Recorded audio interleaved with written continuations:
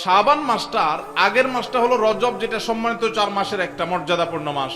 আবার শাবানের পরের মাসটা কোনটা? রমজান, সেটা হলো বছরের সবচাইতে সেরা মাস। তো নবীজি বলেছেন দুইটা মর্যাদাপূর্ণ মাসের মধ্যবর্তী শাবান মাসে মানুষ আমল ইবাদত না করে অবহেলায় বেশিরভাগ মানুষ কাটায়। বেশিরভাগ মানুষ অপেক্ষা থাকে রোজা কবে আসবে, তখন কোরআন তেলাওয়াত শুরু করব। রমজান কবে চাঁদ দেখা যাবে রমজানের, তখন নামাজ ধরবো। রমজান কবে শুরু হবে, তখন থেকে আমি তারাবি পড়া ধরবো, ভালো কাজ করা ধরবো। শাবান মাসে মানুষ রমজানের ক্ষণগণনা, দিন গণনা করতে থাকে, অবসর থাকে, অলসতা করে, অবহেলা করে। নবীজি বলেছেন মানুষ যেহেতু অবহেলা করে, এই জন্য এই সময়টাতে আমি বেশি বেশি নফল রোজা রাখি। কারণ যেই সময়টাতে মানুষ অবহেলা করে ওই সময় ইবাদতের আলাদা গুরুত্ব তৈরি হয়। ভোর রাতের সময় সবাই ঘুমায় থাকে, এই জন্য তখন তাহাজ্জুদ পড়লে সওয়াব বেশি। তাহলে এই যে শাবান মাসে নবীজি বেশি বেশি রোজা রাখতেন কেন? কারণ অবহেলিত মানুষ কেউ এটা করে না, এই জন্য তিনি বিশেষভাবে এই মাসে নফল রোজা রাখতেন। এই জন্য তার অনুসরণে আমরাও রাখবো। দ্বিতীয় কারণ তিনি বলেছেন কেন তিনি এই মাসে বেশি রোজা রাখেন, ওই যে উসামা ইবনে যায়েদ রাদিয়াল্লাহু আনহু দুইটা কারণ বলেছেন। এর মধ্যে একটা হলো শাবান মাসটাতে মানুষ অবহেলা করে, আমল ইবাদত একটু কম করে, কারণ রমজান আসবে আসবে বলে অপেক্ষা করে। সেজন্য তিনি এই মাসে বেশি বেশি আমল করেন, কারণ অবহেলার টাইমের আমলের গুরুত্ব একটু বেশি। দ্বিতীয় কারণ হলো তিনি বলেছেন শাবান মাসে বান্দার আমলনামা আল্লাহর কাছে উপস্থাপন করা হয়। ফেরেশতারা রিপোর্ট জমা দেয়। ফাউহিব্বু আন ইউরফা আমালি ওয়া আনা সাইম, নবীজি বলেছেন আমি চাই আমার আমলনামা যখন ফেরেশতাদের কাছে পেশ করা হবে তখন আমি যেন রোজাদার থাকি। কারণ আপনি কোথাও চাকরি করেন, সিরিয়াস ডিউটি করেন, একবারও আপনার বস আসে না, একটু মোবাইলটা মাত্র হাতে নিছেন ফেসবুকটা টিপার জন্য, আর তাকায় দেখেন পিছের দিকে বস এসে দাঁড়ায়। মেজাজটা কেমন লাগবে বলেন? খারাপ লাগবে না?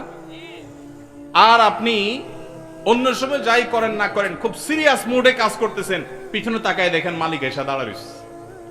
কলেজেটা শান্তি হয়ে যাবে না?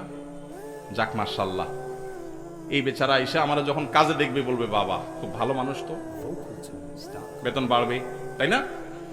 নবীজি সাল্লাল্লাহু আলাইহি সাল্লাম বলছেন যে আমি শাবান মাসে বেশি বেশি নফল রোজা এই জন্য রাখি, ফেরেশতারা আমার সারা বছরের আমলনামা আল্লাহর কাছে রিপোর্ট জমা দেন। সারা বছর কি করেছি না করেছি তার সব হিসাব জমা দেন।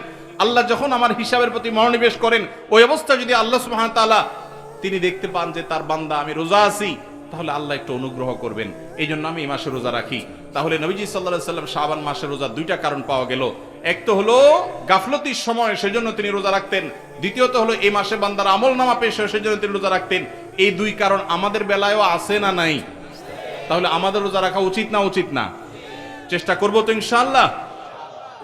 ভাইরা আমার, একটা প্রশ্ন আপনাদের মনে হইতে পারে, সেটা হলো আমরা তো শুনছি মানুষের আমলনামা সকালে বিকালে আল্লাহর কাছে জমা হয়, ফেরেশতারা জমা করে, আবার এখন শুনলাম শাবান মাসে জমা হয়। তাহলে দুই রকম হলো যে? এর উত্তর হলো আল্লাহ রাব্বুল আলামিনের কাছে আল্লাহর ফেরেশতারা মানুষের আমলনামাকে 3 ধাপে, 3 স্তরে, 3টা লেয়ারে, 3টা সময়ে আলাদা আলাদা ভাবে উপস্থাপন করে।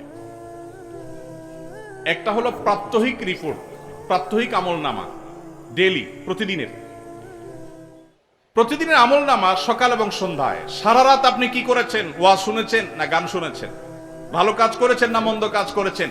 সারা রাতে কি করেছেন? প্রত্যেকটা মানুষের হিসাব আল্লাহ রাব্বুল আলামিনের কাছে প্রত্যেকটা ভোরে ওই রাতের ডিউটি থাকা ফেরেশতারা জমা দেন।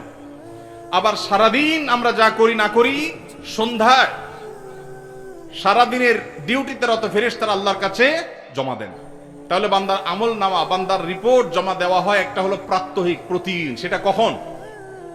সকাল এবং সন্ধ্যা। বান্দার আমলনামা জমা দেওয়া হয় আরেকটা লেয়ারে, সেটা হলো প্রত্যেক সপ্তাহে 2 দিন, সোমবার এবং বৃহস্পতিবার।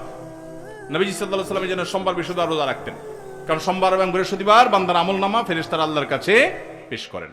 তাহলে একটা হলো ডেইলি আমলনামা পেশ, সেটা সকাল সন্ধ্যা। একটা হলো সাপ্তাহিক আমলনামা পেশ, সেটা হলো সোম বৃহস্পতি।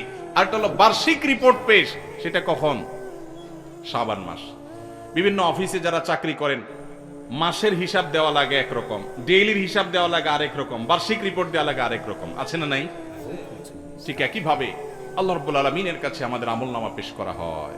ভাইরা আমার, সেজন্য এই রিপোর্ট জমা দেওয়ার সময়গুলোতে বান্দা বিশেষভাবে আমলে মনোযোগী হবে। এই জন্য নবী সাল্লাল্লাহু আলাইহি সাল্লাম বলেছেন ওয়াসাব্বিহু, আল্লাহ তাআলা বলেছেন কোরআনে কারীমে ওয়াসাব্বিহু বুকরাতাম ওয়া আসীলা, সকাল সন্ধ্যা আল্লাহর তাসবিহ পেশ করো। নবীজি সাল্লাল্লাহু আলাইহি সাল্লাম সকাল সন্ধ্যা বিশেষ তাসবিহ পেশ করতেন, জিকির আজকার করতেন, দোয়া করতেন, আমল করতেন, কারণ এই যে আমল জমা দেওয়া হয়, আমল নামা জমা দেওয়া হয়। আবার সোমবার বৃহস্পতিবার রোজা রাখতেন, কারণ আমল নামা জমা দেওয়া হয়। আবার শাবান মাসে বেশি রোজা রাখতেন, কারণ আমল নামা জমা দেওয়া হয়। তার আমল নামা জমা দেওয়ার দিক 3টা লেয়ার আছে, মনে থাকবে তো ইনশাআল্লাহ ভাইরা আমার। এছাড়াও শাবান মাসে বেশি বেশি নফল রোজার আরেকটা কারণ আছে, সেটা হলো ইস্তেহাদি। সেটা হাদিস দ্বারা না, প্রমাণিত না, সেটা বিভিন্ন মুহাদ্দিসগণ, ওলামা একরাম, স্কলারগণ বলেছেন। সেটা হলো হঠাৎ করে রমজানের রোজা যদি রাখা শুরু করেন, সারা বছর এক রকমের খাদ্য অভ্যাস, সকাল দুপুর রাতে খেয়ে, এখন হঠাৎ করে অভ্যাসটা চেঞ্জ হয়ে যাবে, ইফতার এবং রাতে সাহারি খাবেন আর সারাদিন না খেয়ে থাকবেন। হঠাৎ করে 30 দিনের রোজা রাখতে গিয়ে আপনার কষ্ট হয় কিনা, অভ্যাসটা আগে থেকে যেন হয়, সেজন্য শাবান মাস থেকে কিছু কিছু নফল রোজা রাখতে হয়। এটা হলো ওয়ার্ম আপ, রিহার্সেল, প্রস্তুতিমূলক রোজা। এই জন্য ভাই এই শাবান মাসে বেশি বেশি রোজা রাখবেন তো ইনশাআল্লাহ। পুরো মাসের প্রথম 15 দিন 20 দিন রোজা রাখার তৌফিক যদি নাও হয়, অন্তত একটা রোজা হইলেও নবীজির সুন্নাত আমল করতে গিয়ে আমরা কারা কারা করবো একটু হাত তুলে দেখি। একটা হইলেও রাখবেন ইনশাআল্লাহ। নিয়ত করছেন তো ইনশাআল্লাহ? সবে বরাতেরটা না, ওইটা বাদে একটা হইলেও রাখবেন। নিয়ত করছেন তো ইনশাআল্লাহ? আল্লাহ আমাদের সবাইকে আমল করার তৌফিক দান করুন। এই আমলটা যদি আপনারা করেন ভাইরা, হারিয়ে গেছে সমাজে, আলোচনা নাই, সেজন্য আমি আলোচনা করলাম। বিলুপ্ত হওয়া আমলগুলোর একটা শাবান মাসে বেশি বেশি নফল রোজা। চর্চা নাই, আমল নাই, আলাপ নাই, মানুষ ভুলে গেছে। আপনারা যে ঘরে ঘরে রাখেন, মানুষ জানবে, সুন্নাহটা জিন্দা হবে, ঘরে ঘরে আমলটা শুরু হবে। আপনি অন্য মানুষকে বলবেন একই কথা, তাকে উদ্বুদ্ধ করবেন, তাহলে নবী সাল্লাল্লাহু আলাইহি সাল্লামের ওই হাদিসের ফজিলত পাবেন। আপনি মৃত সুন্নতকে জিন্দা করলেন, সেই সওয়াবটা পাবেন। চেষ্টা করা যাবে তো ইনশাআল্লাহ। এই মাহফিল থেকে আমি সামারি করছি, কথা তো অনেকই বললাম। দুটি জিনিস অন্তত আমরা সবাই সংকল্প করে নিয়ত করে যাব। মা বোনরা যারা শুনছেন, আপনারা যারা শুনছেন, সবাইকে বলছি, একটা হলো আজানের জবাব দেওয়ার কথা বলেছি, আর একটা হলো শাবান মাসে বেশি বেশি নফল রোজা রাখার প্রকার। 2টা 4টা 6টা ভাইরা আমার, রোজা রাখলে মরে যাবেন না, মনে হয় যে সারাদিন না খায় কেমনে থাকবো। যারা নিয়মিত নফল রোজা রাখেন তারা জান পানির মতো সোজা, কোনো ব্যাপার না, আল্লাহর রহমত। একটু চেষ্টা করলেই হয়, একটু হিম্মত করলেই হয়। চেষ্টা করা যাবে তো ইনশাআল্লাহ, নিয়ত করা যাবে তো ইনশাআল্লাহ। আল্লাহ আমাদের সবাইকে আমলের তৌফিক দান করুন।